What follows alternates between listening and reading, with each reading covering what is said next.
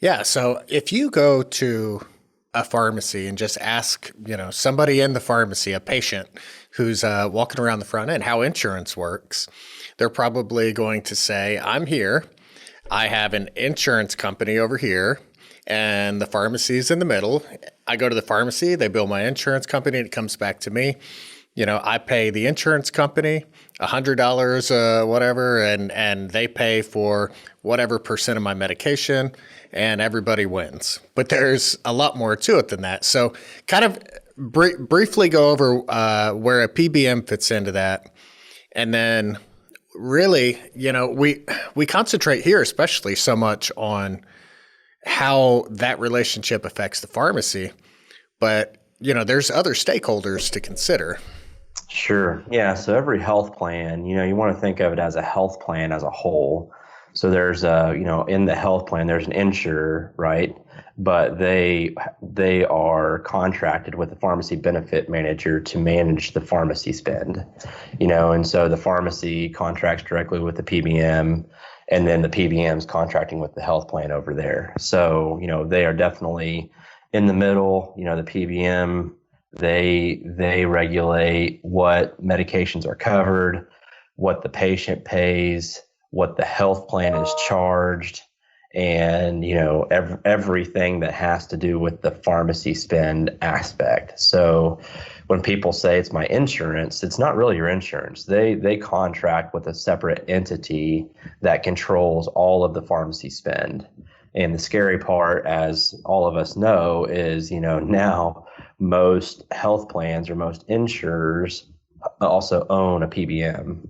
And so they own two pieces of the pie, although they say they're separate, and so they own two pieces of the pie, which is a scary position to be in.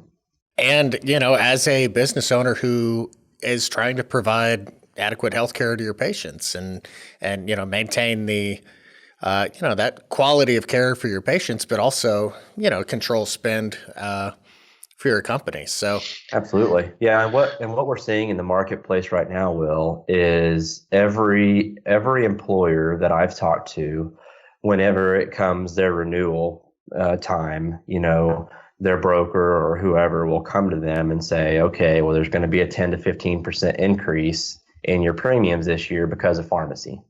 I mean, almost across the board, that is what we're seeing. And, it's because of the regulations, right? So on the insurance side, 80% of your premium has to be spent on care, right? There's that rule in place. So the insurance can only profit 20% of whatever you pay in a premium on a yearly basis. But there's no regulation on the PBM side, and so what we're seeing is all of the medications when you come to the pharmacy, and we don't necessarily see it at the pharmacy is also the scary part, but the amount that the PBM charges the health plan is going up dramatically, right? And so even though copays may be lowered, maybe a $0 copay for the patient, so they don't see it. The pharmacy is not being paid any different, so we don't really see it, or paying low or getting reimbursed less actually. But what they're doing on that back end is they're increasing the amount that the health plan is being charged, which is called spread pricing. And so then ultimately what happens is the premiums get increased on the health plan side. That's an excuse for them to raise premiums.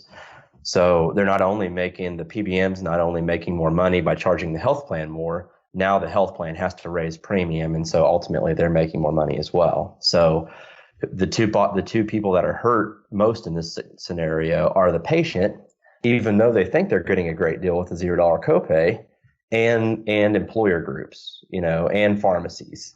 So it's a bad, how we ever got here, I don't know, but there's just misaligned incentives running around all over the place.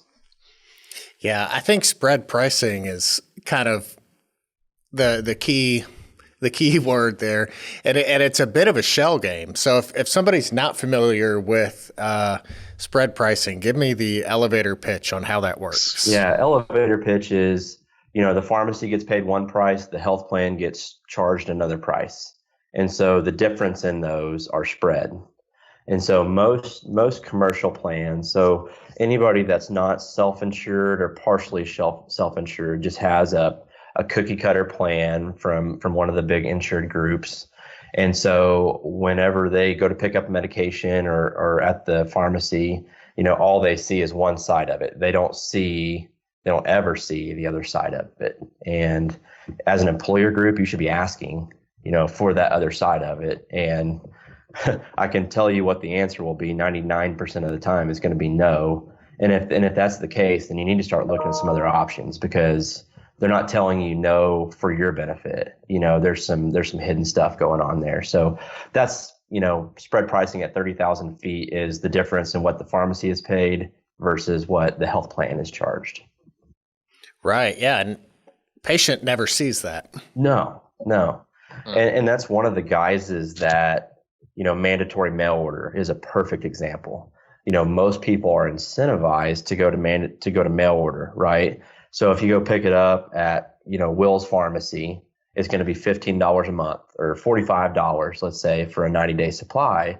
But if you go to mail order that, the PBM owns, of course, if you go to mail order, it's $0. Well, we've seen it time and time again that the amount that the mail order pharmacy is paid is completely different than what the Will's Pharmacy is paid. So your probably total payment for that claim is going to be $45, and it's all coming from the patient. But we've seen up to, they may charge, the mail order pharmacy may charge the health plan, or the PBM may charge the health plan $1,000 for that same prescription. So we see that time and time and time again. Thanks for listening to this clip from Beyond the Scripts, presented by the Catalyst Pharmacy Podcast. If you enjoyed this episode, please support our channel by liking, subscribing, and clicking the notification bell so that you'll be notified anytime we post new content. To stay up to date with all of the latest independent pharmacy news and content, follow PioneerRx on your preferred social media platform.